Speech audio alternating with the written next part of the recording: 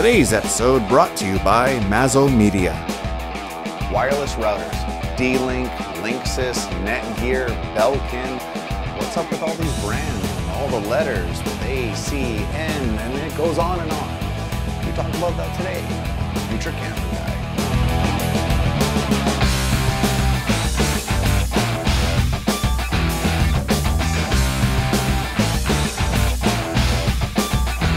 Hello and welcome to another episode of Future Camera Guy, where we bring together cameras, camcorders, and the technology to share those memories. I'm your host, Mateus Clement. Wireless routers. It all just seems like gibberish, and I just want to take a few moments to help break it down. First, we have to have a little history lesson on wireless routers.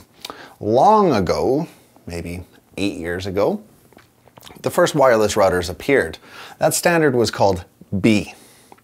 From there, we progressed onwards to what is known as the G standard. I believe that's 54 megabits per second, which was approximately 3 times faster than the original B.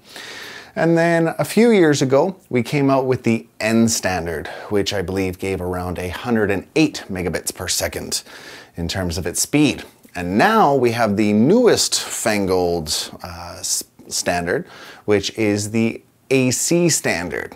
And that gives us crazy amounts of speed that I'm not even too sure what they are. But let's step back for a moment to the N standard, where we started to realize that we can send out on a couple of different wavelengths. When we use a cordless phone or a microwave, we use 2.4 gigahertz bandwidth in terms of radio frequencies, which can cause a lot of interference in the B and G spectrum. On the N spectrum, we realized that we could operate on the 5 gigahertz band, bypassing all that interference and therefore giving us more range to use. So with all that packed in, let's talk a little bit about routers. A good example might be D-Link's N600 dual band router. Retails for roughly $55 to $60. And it's a decent router. And just to help break down some of that language, you look at the N600, and what that's talking about is it is the N standard, so it's relatively new, it's the last generation, and 600 refers kind of to the highway of information that it's able to send. An N600 means that you might be able to have a couple people streaming Netflix or YouTube at the same time without much difficulty. If you were to throw in a PlayStation 3 with some wireless capabilities, you might find the system slowing down and chugging down a little bit. And then furthermore, when you read into the dual band, you might notice that your old laptop still operates on the 2.4 gigahertz, but your new iPhone will operate on the 5 gigahertz. And this means that you'll be able to get 2 different kinds of speeds out of each kind of device. With that said, the N600 is good for just what I said, a couple streamings and maybe some casual use with a tablet or a phone. Now, when you get into the newer standards, the AC1200 by D-Link, then you're really getting into the Cadillac, or perhaps the Corvette of routers. It gives you a tremendous amount of range because it operates on dual band, but also the fact that it is operating on the newest standard. Now, standards are reverse compatible, but they're not forward compatible. So if your device has a N standard chip inside of it, it means that you will not benefit from the huge speed bursts in the AC. But if you have an AC, you are able to work back in the N, G, and B spectrum. B has almost gone the way of the dinosaur, but sometimes they're still around.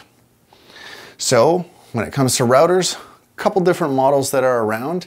One, you're going to find the flat ones that have antennas sticking out of them. These work really well on a single story building where they can broadcast outwards, but not so much upwards. Now, the second style has become the tower style.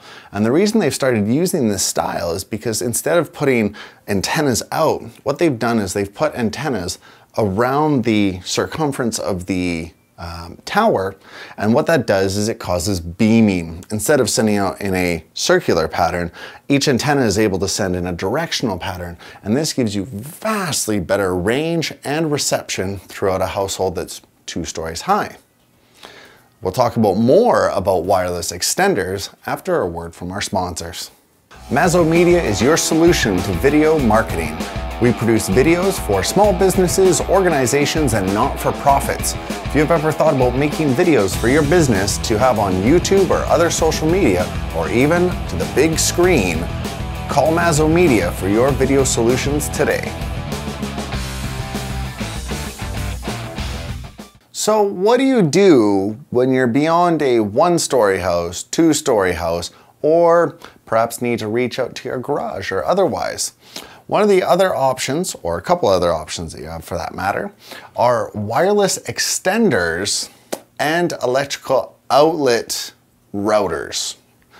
Now with wireless extenders, what you do is you have your original router in one location, but then what you do is you take this little device and plug it into the wall. It looks very similar to an Apple Express, and you plug it into the wall and you program it to take the original signal you have and then repeat that signal. This can be really handy when you're forced to have a router in one part of the house. This quite often happens with Shaw customers. They have to have their router in one spot. So if you have it on the far side of the house, what you can do is you can have your original router and then use your repeater on the other side of the house. The reason you want to do this is because wireless signal has a very difficult time going through floors because it goes through feet and feet of floors. It doesn't go over and up through a foot of your floor. It has to go through many feet, causing much more interference.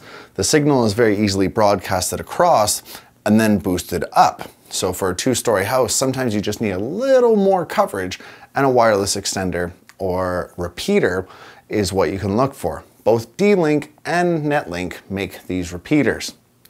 Another option, if you're going to wire a large household or a multi-roomed household, is to use an electric socket router. Now, I'm not too sure if that's the proper term, but basically what happens is it comes in different segments. D-Link makes one, for example, that out of your modem, you plug this one into your wall. And what that does is it sends an internet signal throughout your entire electrical housing on that circuit panel. Some people will have garages on a separate panel and it won't work out in the garage. But for the rest of the house, what you can do is you can get other little units that will plug into the wall that you can either hardwire into a computer, PlayStation, Xbox, or what you can do is you can get little units that are actually little Wi-Fi transponders, and they broadcast from that point. So if you have a large household, you're actually able to broadcast in every room or on every floor, and you're able to get a lot more thorough coverage within your house. This option can be a little more pricey if you're using them for a household that are 3,600 square feet or higher, because usually you need coverage in various parts of those areas. But it's very neat because basically you're sending the internet through all of your electrical outlets and then choosing where you want the best Wi-Fi reception. So with smart TVs coming out and Xboxes, PlayStations, video games, tablets, phones, and then your computers on top of that, wireless is a really important function in households. And these are many of the ways that you can do it. If you have any questions, feel free to ask in the comments down below or come into the store. Just a friendly reminder that I work on commission, so if you're going to the store to buy something, just let them know that Matt helped you. That way I get a few dollars thrown my way in commission, which helps me continue to make these videos to inform you about technology and new stuff coming out. Also feel free to subscribe so that you can know whenever new videos are coming out, to let you know about new tips, tricks, and other videos. And feel free to leave any comments down below in case you have any questions. Cheers. Today's episode brought to you by Mazo Media.